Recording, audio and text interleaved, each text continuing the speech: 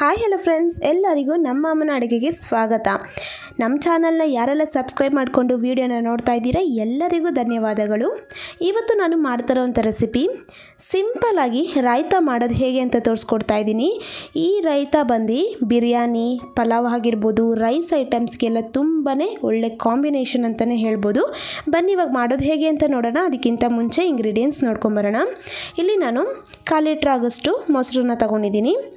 ಹಾಗೆಯೇ ಇಲ್ಲಿ ಈರುಳ್ಳಿ ಒಂದನ್ನು ಚಿಕ್ಕದಾಗಿ ಕಟ್ ಮಾಡಿ ಇಟ್ಕೊಂಡಿದ್ದೀನಿ, ಟೊಮೆಟೊ ಒಂದನ್ನು ಚಿಕ್ಕದಾಗಿ ಕಟ್ ಮಾಡಿ ಇಟ್ಕೊಂಡಿದ್ದೀನಿ, 1 ಕ್ಯಾರೆಟ್ನ ಸ್ಕ್ರೇಪ್ ಮಾಡಿ ಇಟ್ಕೊಂಡಿದ್ದೀನಿ, ಹಾಗೆಯೇ ಅರ್ಧ ಸೌತೆಕಾಯಿನ ಇದರ ಚಿಕ್ಕದಾಗಿ ಕಟ್ ಮಾಡಿ ಇಟ್ಕೊಂಡಿದ್ದೀನಿ, ಕೊತ್ತಂಬರಿ ಸೊಪ್ಪು 2 ಟೇಬಲ್ ಸ್ಪೂನ್, ಹಾಗೆಯೇ ಜೀರಿಗೆ ಪುಡಿ ಅರ್ಧ ಟೀ ಸ್ಪೂನ್.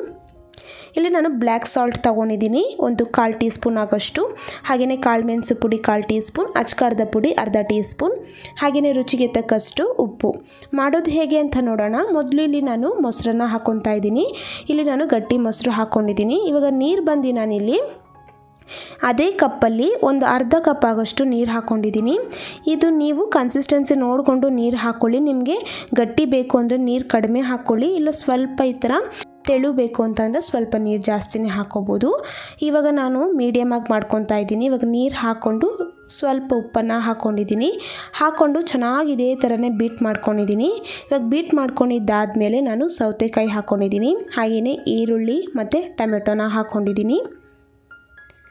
ಮತ್ತು ಇವಾಗ ನಾನು ಕ್ಯಾರೆಟ್ನ ಹಾಕ್ಕೊತಾ ಇದ್ದೀನಿ. ಕ್ಯಾರೆಟ್ನ ಸ್ಕ್ರೇಪ್ ಮಾಡಿ ಹಾಕ್ಕೊಂಡಿರೋದು, ಹಾಗೆಯೇ ಕೊತ್ತಂಬರಿ ಸೊಪ್ಪು 2 ಟೇಬಲ್ ಸ್ಪೂನ್ ಆಗೋಷ್ಟು ಚಿಕ್ಕದಾಗಿ ಕಟ್ ಮಾಡಿ ಹಾಕ್ಕೊಂಡಿರೋದು, ಹಾಗೆಯೇ ಜೀರಿಗೆ ಪುಡಿ ಹಾಕ್ಕೊಂಡಿದ್ದೀನಿ, ಅಚ್ಕಾರದ ಪುಡಿ ಹಾಕ್ಕೊತಾ ಇದ್ದೀನಿ. ನೀವು ಅಚ್ಕಾರದ ಪುಡಿ ಬದಲು ಹಸಿಮೆಣಸಿನ್ಕಾಯಿ ಹಾಕೋಬೋದು.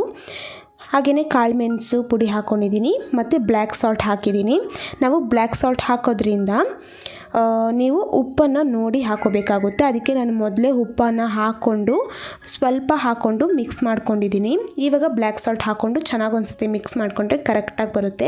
ಇವಾಗ ಇದೆಲ್ಲ ಹಾಕ್ಕೊಂಡು ಚೆನ್ನಾಗಿ ಒಂದ್ಸತಿ ಮಿಕ್ಸ್ ಮಾಡಿಕೊಂಡ್ರೆ ರಾಯ್ತಾ ರೆಡಿಯಾಗಿದೆ ಫ್ರೆಂಡ್ಸ್. ಬೇಗನೆ ಮಾಡ್ಕೋಬೋದು. ನೀವೇನಾದರೂ ಮನೇಲಿ ರೈಸ್ ಐಟಮ್ ಏನಾದರೂ ಮಾಡಿದ್ದೀರ, ಪಲಾವ್ ಆಗಿರ್ಬೋದು, ಬಿರಿಯಾನಿ ಆಗಿರ್ಬೋದು, ಈ ಥರ ರೈಸ್ ಐಟಮ್ ಮಾಡಿದಾಗ ಈ ಥರ ಒಂದು ರಾಯ್ತಾನ ಡಿಫ್ರೆಂಟಾಗಿ ಬೇಗನೆ ಮಾಡ್ಕೋಬೋದು. ತುಂಬಾ ಚೆನ್ನಾಗಿರುತ್ತೆ. ಟೇಸ್ಟ್ ವೈಸು ತುಂಬಾ ಚೆನ್ನಾಗಿರುತ್ತೆ. ಇವಾಗ ಇದು ರಾಯ್ತಾ ಎಲ್ಲ ರೆಡಿಯಾಗಿದೆ. ನಾನು ಸರ್ವಿಂಗ್ ಬೌಲಲ್ಲಿ ಸರ್ವ್ ಮಾಡ್ಕೊಂಡಿದ್ದೀನಿ. ನೋಡಿದ್ರಲ್ಲ ಎಷ್ಟು ಬೇಗ ಮಾಡ್ಕೋಬೋದು ಅಂತ. ನೀವು ಸಹ ಮನೇಲಿ ಒಂದ್ಸತಿ ಟ್ರೈ ಮಾಡಿ ಹೇಗೆ ಬಂತು ಅಂತ ಕಮೆಂಟ್ ಮಾಡಿ. ಹಾಗೆಯೇ ನಮ್ಮ ಅಮ್ಮನ ಅಡುಗೆ ಚಾನಲ್ನ ಸಬ್ಸ್ಕ್ರೈಬ್ ಮಾಡ್ಕೊಂಡಿಲ್ಲ ಅಂದರೆ ಸಬ್ಸ್ಕ್ರೈಬ್ ಮಾಡ್ಕೊಳ್ಳಿ. ಪಕ್ಕದಲ್ಲಿ ಬರುವ ಬೆಲ್ ಐಕನ್ನ ಕ್ಲಿಕ್ ಮಾಡ್ಕೊಳ್ಳಿ. ಈ ವಿಡಿಯೋ ನೋಡಿರುವ ಎಲ್ಲ ವೀಕ್ಷಕರಿಗೂ ಧನ್ಯವಾದಗಳು.